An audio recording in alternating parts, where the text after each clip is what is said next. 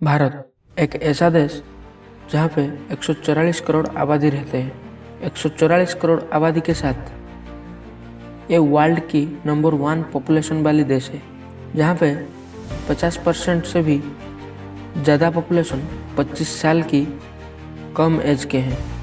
Report के मुताबिक young population किसी भी देश के लिए एसेट होते हैं, यानी ये लोग देश की इकोनॉमिक ग्रोथ की प्रमुख भूमिका निभाते हैं। IMF की रिपोर्ट के मुताबिक इस साल इंडिया की इकोनॉमिक 7% से ग्रो करेगी और 2030 आते आते इंडिया की GDP $7 ट्रिलियन बन जाएगी। पर रियलिटी क्या है पता है? India is now home to more than 1.4 billion people. A lot of emphasis has been put on its large youth population. And more than 17% workers below 29 years of age are jobless. 2024 holds a bleak future for India's job seekers. As millions of young Indians face the risk of unemployment. Hundreds of people in India applying for jobs in Israel. But without full-time jobs, India's youth will end up becoming a demographic liability. Unemployment एक ऐसा virus जो देश को बीमार नहीं पूरी ख़त्म कर सकता है। क्या आप भी इस वायरस का शिकार होना चाहते हो? तब ठीक है, करते रहो प्यार मोहब्बत, रील स्क्रॉल और मौज मस्ती। पर अगर आप चाहते हो बाकियों की तरह आपका हाल ऐसा ना हो कि एक अच्छी लाइफस्टाइल में जीने का, अच्छा खासा रोजगार करने का, बुढ़ापा पे अपनी पिता माता का ख्वाहिशें पूरी करना, लाइफ को अच्छे से जीना, तो ये वीडियो पूरी एंड तक देखो। तो चलिए बिना कोई देरी से वीडियो स्टार्ट करते हैं। सबसे पहले अनएम्प्लॉयमेंट है क्या ये समझते हैं, फिर इसका असर भारतीयों के ऊपर कैसे पड़ रहा है और उसको रोकने के लिए क्या क्या स्टेप है उसके ऊपर बात करेंगे। तो देखो, जब एक आदमी कैपेबल होता है किसी भी काम या जॉब के लिए और उसको वो पर्टिकुलर टाइम पे काम या जॉब नहीं मिलता तो वो अनएम्प्लॉयमेंट कहलाता है। अब तुम सोच रहे होंगे बिल्कुल सही है, इंडिया में जॉब नहीं है, नहीं तो हम भी बेरोजगार नहीं होते। पर सच्चाई क्या है? TCS declare that there are 80,000 vacancy in their company, पर उनको स्किल्ड वाले लोग ही नहीं मिल रहे। जितने भी लोग जॉब के लिए अप्लाई कर रहे हैं उनके पास अप्लाई की क्वालिफिकेशन तो है पर कोई स्किल नहीं ताकि वो उनको हायरिंग कर सके। भारत में अनएम्प्लॉयमेंट के साथ साथ एक और चीज बड़ी तेजी से बढ़ रहा है और वो है अनएम्प्लॉयबिलिटी। रिपोर्ट के मुताबिक भारत की युवा जॉब करने की लायक ही बन नहीं पा रही है। डिग्री तो हर किसी के पास है पर प्रैक्टिकल नॉलेज किसी के पास नहीं। प्रॉब्लम का सलूशन और कोई दे रहा है पर सॉल्व कोई नहीं कर रहा। पिछले कुछ सालों में बहुत लोगों ने बोला है कि अगले कुछ साल में इंडिया एक वर्ल्ड लीडर बन जाएगा। This is a critical moment in India's history. It now has the world's largest population and one of the youngest. Its fast-growing economy has vast potential. The challenge now is to seize the moment. और ऐसे हुआ भी है। 1980 की China, जो कि उस समय भारत की GDP के बराबर था, पर अपनी चीप लेबर कॉस्ट और युवा पॉपुलेशन को लेके रिफॉर्म की एक ऐसी इंजन लगाया, आज वर्ल्ड की second largest economic super power बन गया है। और इसीलिए लोगों को लग रहा है अब इंडिया की बारी है, क्योंकि इंडिया आज ठीक उसी जगह पे है जहाँ पे कुछ साल पहले चाइना थी। पर क्या ये सच है? जहाँ पे 65% आबादी बेरोजगार है, क्या वो देश इकोनॉमिक सुपर पावर बनेगा? नहीं ना। तो इसको रोक कौन रहा है? इसका वजह क्या है?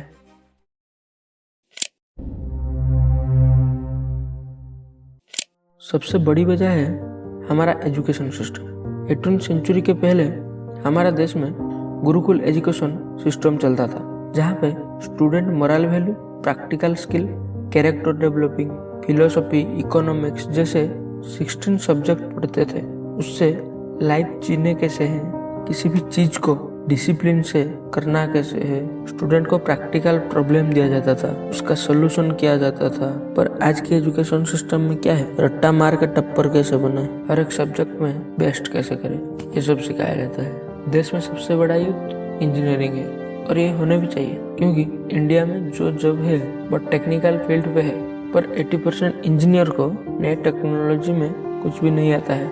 उनमें से जितने का जॉब लग रहा है वो इंजीनियरिंग वाला काम ही नहीं कर रहे हैं, और जो भी काम कर रहे हैं सैलरी इतने कम मिल रहा है कि 1-2 महीने में जॉब छोड़ने की सिचुएशन आ जाता है। हर साल 1 करोड़ बच्चे ग्रेजुएट होते हैं, उनमें से 33% आर्ट्स वाले होते हैं, 14% कॉमर्स वाले होते हैं। पर इंडिया में टेक्निकल स्किल वाले जॉब होने की वजह से ये लोग जॉब मार्केट में फिट नहीं होते हैं, इसलिए ये बच्चे गवर्नमेंट जॉब की तैयारी में लग जाते हैं। पर गवर्नमेंट जॉब की सीट लिमिटेड होने के कारण से उनको भी जॉब नहीं मिलती। स्टूडेंट फ्रस्ट्रेशन में आके हर एक दिन सुसाइड कर रहे हैं।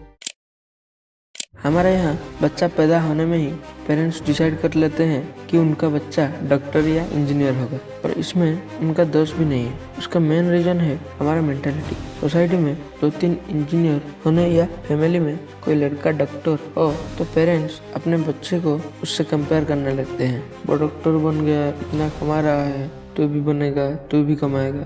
इस तरह बच्चे का किसमें इंटरेस्ट है, उसका क्रिएटिविटी क्या है, उसकी प्रमोट करने की बजाय डॉक्टर और इंजीनियर की रेस में डाल देते हैं। जॉब ना पाने की एक और रीजन है पैसा। देश में 85% लोग मिडिल क्लास में आते हैं, उनमें से 25% लोग अपर मिडिल क्लास और बाकी 65% लोग लोअर मिडिल क्लास बैकग्राउंड से हैं। इसीलिए जो स्टूडेंट अच्छा पढ़ रहा है पर पैसे की दिक्कत से वो लोग भी हायर स्टडी नहीं कर पाते हैं, और जिनके पास पैसा है वो स्टूडेंट पढ़ना नहीं चाहते। उनमें से अगर कोई पढ़ भी लिया तो वो जॉब नहीं पाता है। देश में जॉब की तो कमी पड़ी है, पर जो जॉब कर रहा है उनका भी जॉब सिक्योर नहीं है। कॉर्पोरेट सेक्टर में जो लोग काम कर रहे हैं, न्यू टेक्नोलॉजी के साथ टाइम टू टाइम अपडेट ना करने की वजह से जिस स्किल के साथ वो कॉर्पोरेट कंपनी ज्वाइन करते हैं, उसी स्किल के साथ वो डेली टास्क करते हैं। एक टाइम के बाद उनका शादी हो जाती है, बच्चा हो जाता है, आदमी खुद को अपडेट करना भूल जाता है, खुद के ऊपर काम करना, समय देना भूल जाता है। फिर कंपनी उनकी प्रमोशन देना बंद करता है। प्रमोशन ना मिलने की वजह से जॉब स्विच करने जाए तो वहाँ पे भी प्रॉब्लम आते हैं, क्योंकि कंपनी में जो जूनियर और फ्रेशर आते हैं कम सैलरी के साथ उनसे अच्छा काम करने लगते हैं, तो कंपनी भी उनको निकालने की कोशिश में लग जाता है। फिर ये लोग 30-35 साल की उम्र में ही लैक ऑफ स्किल की वजह से अनएम्प्लॉयड फोर्स की हिस्से बन जाते हैं। अनएम्प्लॉयबिलिटी की जो प्रॉब्लम है, अब देखोगे कि पिछले कुछ सालों में तेजी से बढ़ गई है। मेनली इसका 2 रीजन है, पहला है पॉपुलेशन और दूसरा है टेक्नोलॉजी। पिछले कुछ डेकेड में दुनिया में कहीं पे भी मेजर वॉर नहीं हुआ है, लोगों की लाइफ एक्सपेक्टेंसी बढ़ी है। मेडिकल सेक्टर ग्रो होने के कारण से जिन लोगों का वार पे, अनजान बीमारी पे मौत हो रहा था वो नहीं हो रहा है। इससे डाटा कलेक्शन की मेथड इम्प्रूव हुआ है, तो अनएम्प्लॉयबिलिटी का जो डाटा है वो सही आने लगी है। और दूसरा है टेक्नोलॉजी का तेजी से ग्रो होना। हर 5 साल में टेक्नोलॉजी में ऐसे मेजर अपडेट हो रहा है जो पिछले 100 साल में भी नहीं हो पाता था। पर एजुकेशन सिस्टम, ट्रेनिंग के मेथड, स्किल डेवलपमेंट वही पुरानी 100 साल पहले अटका हुआ है। क्या हो अगर हमारे स्कूल में मैथ, इंग्लिश, साइंस के साथ साथ डिजिटल मार्केटिंग सिखाया जाता, कोडिंग सिखाया जाता, पब्लिक स्पीकिंग सिखाया जाता। महात्मा गांधी, डॉक्टर भीमराव अंबेडकर के जीवनी के साथ साथ Ratan Tata, Elon Musk, Jeff Bezos जैसे बड़े बड़े बिजनेसमैन की इंस्पिरेशन जर्नी पढ़ाया जाता। क्या हो अगर फिजिक्स, केमिस्ट्री के साथ साथ film making, how to start a company, money grow कैसे करें, न्यू स्टार्टअप कैसे शुरू करें जैसे स्किल सिखाया जाता।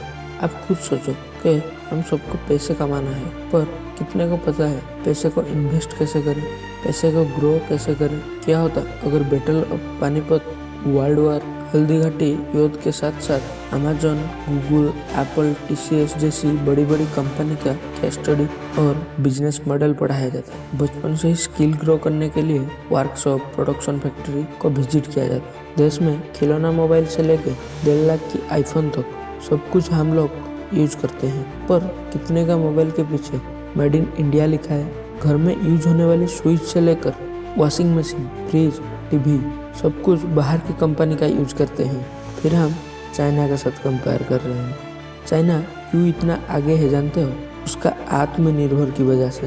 रोजमर्रा में यूज होने वाली चीज़ों से लेकर मोबाइल में यूज होने वाली मैप तक सब कुछ खुद का यूज करता है। पर अगर हम चाहे तो चाइना क्या, उससे भी आगे जा सकते हैं। बस हमको मेहनत करना पड़ेगा। जिस टॉपिक के ऊपर बात किया है, एजुकेशन से लेके वर्कशॉप तक, मोबाइल से लेके एरोप्लेन बनाने तक, खुद देश में बनाए तो ये पॉसिबल हो सकता है। वैसे भी हम इंडियन तो जुगाड़ू और लो कॉस्ट लेबर के लिए फेमस है। बस चिंगारी पैदा करना है। चाइना और जापान छोड़ो, उनसे भी आगे निकलने में समय नहीं लगेगा। आप नोटिस किए होंगे कि मैंने इस पूरी वीडियो में अभी तक गवर्नमेंट के ऊपर कुछ भी नहीं बोला है, पर अब बोल रहा हूँ। प्रॉब्लम है पर उसका सलूशन भी है। गलती ढूंढने में कोई फायदा नहीं, हम सबका गलती है, इसीलिए सलूशन भी हम सब मिलके करेंगे। पर सबसे पहले हमारे गवर्नमेंट को एक्शन लेना पड़ेगा। ये जितने भी चीज है, चाहे वो एजुकेशन के हो या सेल्फ डिपेंडेंट का, सबसे आगे गवर्नमेंट को खड़ा आना पड़ेगा। तब जाके देश में अनएम्प्लॉयमेंट की समस्या दूर होगा और इंडिया एक इकोनॉमिक सुपर पावर बन पाएगी। हम खुद के ऊपर भरोसा करेंगे तो भारत को एक इकोनॉमिक सुपर पावर बनने में कोई नहीं रोक सकता। Thank you so much for watching this video till the end.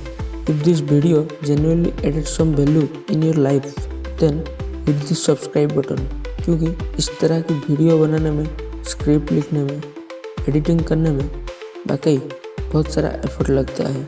अगर ये वीडियो अच्छा लगा then hit the like button, ताकि हमें इस तरह की वीडियो बनाने में बहुत ज़्यादा मोटिवेशन मिले। Again, thank you all.